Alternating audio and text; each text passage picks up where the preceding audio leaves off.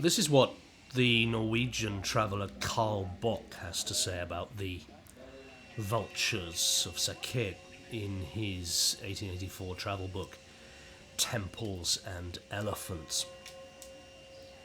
Bock writes, I met two Siamese coolies carrying on a bamboo stretcher the dead body of a native pauper or criminal, followed by a couple of dozen of Siamese, some of them monks. One or two of the group were dressed in white clothes, the national colour of mourning, with heads completely shaven in token of grief. The bearers of the corpse and the monks were the only persons directly interested in the last scene of all in the unknown history of the dead man.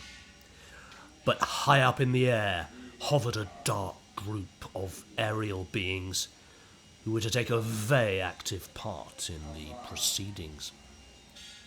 Circling directly over the heads of the corpse bearers was a flight of vultures eagerly watching the scene. When the coolies reached the selected spot, they cast the dead man's body on the ground, and next moment the air was darkened by the ghastly, greedy vultures as they swooped down and stood in a semicircle around the body. During a moment's delay, while an official, after sharpening a huge knife, approached the body, the vultures became impatient, hustling and fighting each other for a front place. Once or twice they came quite close to me, and I had to keep them off with my stick. Then the official stooped down and cut the body open. The sight of the blood and entrails was too much for the filthy vultures, which began to flap their wings. A monk then advanced and chanted a few words, holding a fan and pipe in his left hand, and in his right a piece of bamboo which he touched the body with.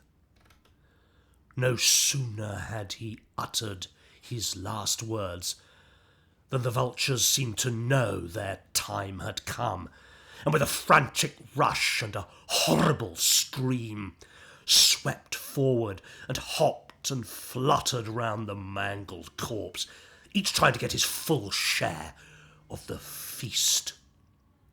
Not more than 10 minutes had been occupied in this horrible feast when the vultures retired a few feet and the human butcher came forward a second time and cut the back open, followed again by the monk who performed the same actions as before.